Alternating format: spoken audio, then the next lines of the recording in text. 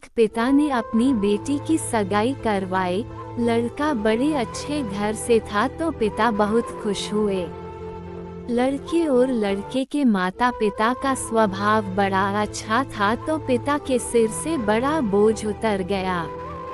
एक दिन शादी से पहले लड़के वालों ने लड़की के पिता को खाने पे बुलाया।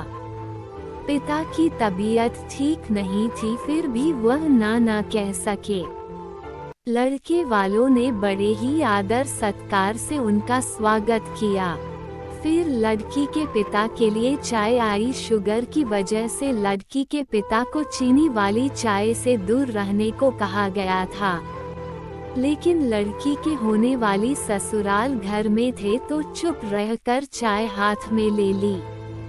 चाय की पहली चुस्की लेते ही वो चौंक से गए। चाय में चीनी बिल्कुल ही नहीं थी और इलायची भी डली हुई थी। वो सोच में पड़ गए कि ये लोग भी हमारी जैसी ही चाय पीते हैं। दोपहर में खाना खाया, वो भी बिल्कुल उनके घर जैसा।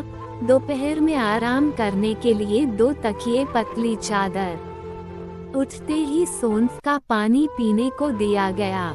वहाँ से विदा लेते समय उनसे रहा नहीं गया तो पूछ बैठे, मुझे क्या खाना है, क्या पीना है, मेरी सेहत के लिए क्या अच्छा है, ये परफेक्टली आपको कैसे पता है? तो बेटी की सास ने धीरे से कहा कि कल रात को ही आपकी बेटी का फोन आ गया था और उसने कहा कि मेरे पापा स्वभाव से बड़े सरल हैं, बोलेंगे कुछ नहीं, प्लीज अगर हो सके तो आप उनका ध्यान रखिएगा। पिता की आंखों में वही पानी आ गया था। लड़की के पिता जब अपने घर पहुंचे तो घर के हाल में लगी अपनी स्वर्गवासी मां के फोटो से हार निकाल दिया। जब पत्नी ने पूछा कि ये क्या कर रहे हो, तो लड़की का पिता बोले, मेरा ध्यान रखने वाली मेरी मां इस घर से कहीं नहीं गई है, बल्कि वो तो मेरी बेटी के रूप में इस घर में ही रहती है। और फिर पिता की आंखों से आंसू झलक गए और वो फफक कर रो पड़े।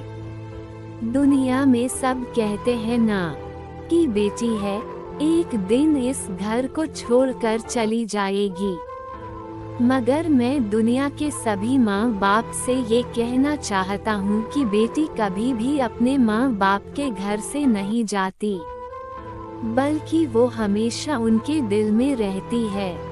दुनिया की सभी बेटियों को मेरा सादर प्रणाम। आपको कहानी कैसी लगी हमें आप अपने कमेंट के माध्यम से बता सकते हैं। ऐसे ही मज़ेदार और दर्द भरी कहानी सुनने के लिए चैनल को सब्सक्राइब करें।